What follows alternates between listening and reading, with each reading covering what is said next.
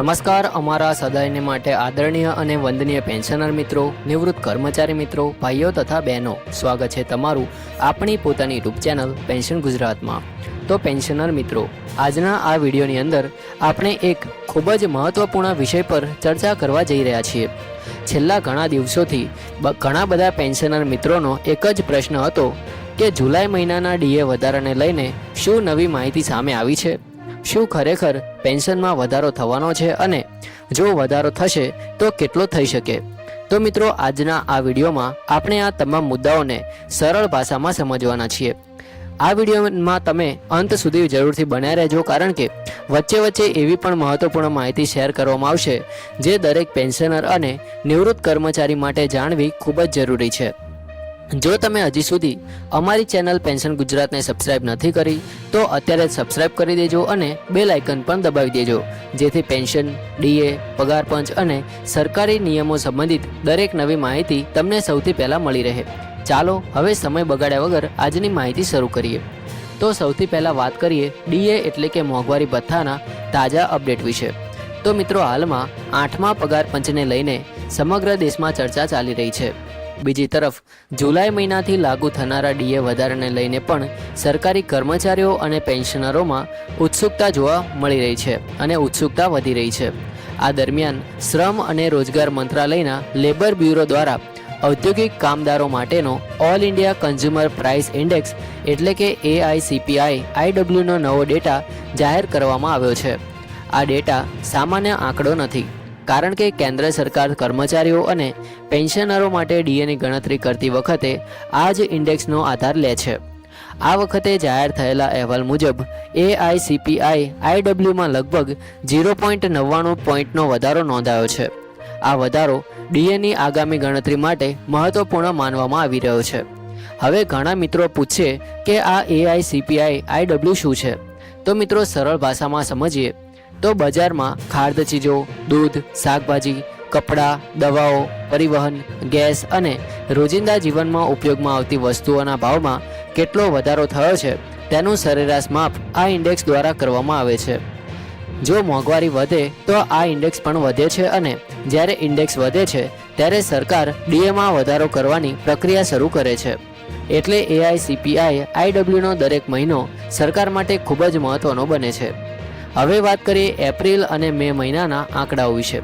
તો મિત્રો, એપ્રિલ મહિનામાં AICPI-IWનો આંકડો વધીને 149.90 સુધી પહોંચી ગયો હતો। તે પહેલાં માર્ચ મહિનામાં આ આંકડો લગભગ 149.10 હતો, જ્યારે અગાઉના મહિનાઓમાં આ આંકડો તેનાથી થોડો ઓછો હતો। એટલે સતત વધારો જોવા મળી રહ્યો છે। આ ઉપરાંત મે મહિનામાં વાર્ષિક ફુગાવાનો દર પણ વધીને લગભગ 4.74% સુધી પહોંચ્યો હોવાનું જણાવવામાં આવ્યું છે। આ બંને બાબતો ડીએની ગણતરીમાં ખૂબ જ મહત્વની માનવામાં આવે છે। હવે સૌથી મોટો પ્રશ્ન છે કે ડીએની ગણતરી આખરે કેવી રીતે થાય છે? તો મિત્રો, ડીએ કોઈ અંદાજના આધારે નક્કી થતો નથી। તે માટે એક નિશ્ચિત ગણતરીનું સૂત્ર હોય છે। સરકાર છેલ્લા 12 મહિનાના AICPI-IWના સરેરાશ આંકડાને ધ્યાનમાં રાખીને ડીએની ટકાવારી નક્કી કરે છે। એટલે એક મહિનામાં નહીં, પરંતુ સતત ઘણા મહિનાઓના આંકડાઓનો અભ્યાસ કરવામાં આવે છે। તેથી કોઈ પણ વધારો એક જ દિવસમાં નક્કી થતો નથી। ઘણા મહિનાના આંકડાઓ ભેગા કરીને અંતિમ નિર્ણય લેવામાં આવે છે। હાલમાં જે એપ્રિલ અને મે મહિનાના આંકડા સામે આવ્યા છે તેના આધારે ઘણા વિશ્લેષકોનું માનવું છે કે આ વખતે ડીએમાં લગભગ 3%નો વધારો શક્ય બની શકે છે। જો કે આ અંતિમ જાહેરાત નથી, આ માત્ર ઉપલબ્ધ આંકડાઓના આધારે કરવામાં આવેલો અંદાજ છે। અંતિમ નિર્ણય તો સરકાર દ્વારા સત્તાવાર જાહેરાત બાદ જ સ્પષ્ટ અને માન્ય ગણવામાં આવશે। આ બાબત દરેક પેન્શનર મિત્રોએ ખાસ ધ્યાનમાં રાખવી જોઈએ। હવે પાછલા વધારાની વાત કરીએ તો જાન્યુઆરી 2026 માટે સરકારે ડીએમાં 2%નો વધારો જાહેર કર્યો હતો। તે પછી ડીએ 58% પરથી વધીને 60% થયો હતો। હવે જો આગામી જુલાઈ માટે ખરેખર 3%નો વધારો જાહેર કરવામાં આવે છે તો કુલ ડીએ 63% સુધી પહોંચી શકે તેવી સંભાવના વ્યક્ત કરવામાં આવી રહી છે। આ એક સંભાવના છે। સરકાર તરફથી હજી સુધી સત્તાવાર જાહેરાત કરવામાં આવી નથી, તેથી કોઈ પણ અફવા, સોશિયલ મીડિયા પર ફરતા મેસેજ પર વિશ્વાસ ન કરવો જોઈએ। મિત્રો, ઘણા લોકો પૂછે છે કે સરકાર વર્ષમાં કેટલી વખત ડીએ જાહેર કરે છે? તો જવાબ ખૂબ જ સરળ છે. કેન્દ્ર સરકાર સામાન્ય રીતે વર્ષમાં 2 વખત ડીએમાં સુધારો કરે છે. પહેલો વધારો જાન્યુઆરીથી લાગુ કરવામાં આવે છે અને તેની જાહેરાત સામાન્ય રીતે માર્ચની આસપાસ થાય છે, જ્યારે બીજો વધારો જુલાઈથી લાગુ કરવામાં આવે છે અને તેની જાહેરાત સામાન્ય રીતે સપ્ટેમ્બર અથવા ઓક્ટોબર મહિનામાં કરવામાં આવે છે. એટલે હાલમાં જે ચર્ચાઓ ચાલી રહી છે તે જુલાઈથી લાગુ થનારા ડીએને લઈને છે. હવે એક મહત્વની વાત કરીએ કે ડીએ વધે એટલે પેન્શનરોને શું ફાયદો થાય તેના વિશે. તો મિત્રો, ડીએનો સીધો લાભ પેન્શનની રકમ પર પણ પડે છે. જે લોકો કેન્દ્ર સરકારના નિયમો મુજબ ડીઆર અથવા ડીએનો લાભ મેળવે છે તેમના માસિક પેન્શનમાં વધારો જોવા મળી શકે છે. જો ડીએમાં વધારો થશે તો દર મહિને મળતી કુલ રકમમાં પણ વધારો થશે. એટલે જ દરેક પેન્શનર AICPI IWના આંકડાઓ પર નજર રાખે છે, કારણ કે આ આંકડા ભવિષ્યના ડીએનો સંકેત આપે છે. હવે એક મહત્વપૂર્ણ સ્પષ્ટતા વિશે વાત કરીએ કે આજે આપણે જે પણ માહિતી શેર કરી છે તે શ્રમ અને રોજગાર મંત્રાલય દ્વારા જાહેર થયેલા AICPI IWના ઉપલબ્ધ આંકડાઓના આધારે સમજાવવામાં આવી છે. આને અંતિમ ડીએ જાહેર થઈ ગયો છે એવું માનવું યોગ્ય નથી. અંતિમ નિર્ણય કેન્દ્ર સરકાર દ્વારા સત્તાવાર મંજૂરી અને જાહેરનામા પછી જ અમલમાં આવે છે. એટલે કોઈપણ સોશિયલ મીડિયા પોસ્ટ અથવા વાયરલ મેસેજને જોઈને ગેરસમજમાં આવવાની જરૂર નથી. સરકારી જાહેરાતની રાહ જોવી એ જ સૌથી યોગ્ય રસ્તો છે. મિત્રો, જો આગામી સમયમાં સરકાર દ્વારા આ ડીએ અંગે કોઈ સત્તાવાર જાહેરાત કરવામાં આવશે તો તેની સંપૂર્ણ અને સાચી માહિતી અમે સૌથી પહેલાં આપણી પેન્શન ગુજરાત ચેનલ પર આપવાનો પ્રયત્ન કરીશું.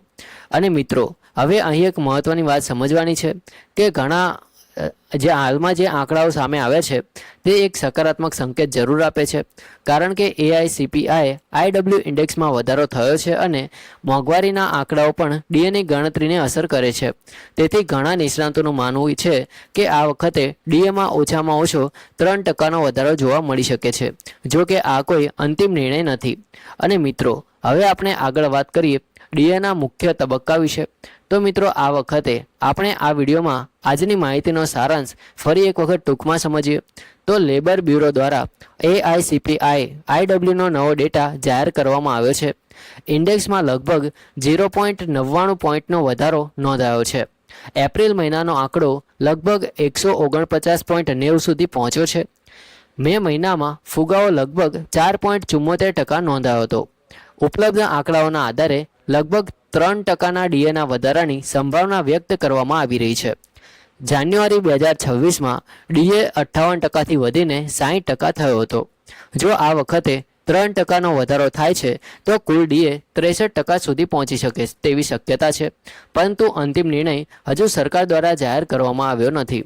તો મિત્રો, જો તમને આજનો આ વિડીયો માહિતીસ્પ્રદ લાગ્યો હોય તો એક લાઇક જરૂર કરજો અને તમારા અન્ય પેન્શનર મિત્રો સુધી અને નિવૃત્ત કર્મચારીઓ સુધી પણ શેર કરજો, જેથી તેઓને પણ સાચી માહિતી મળી શકે.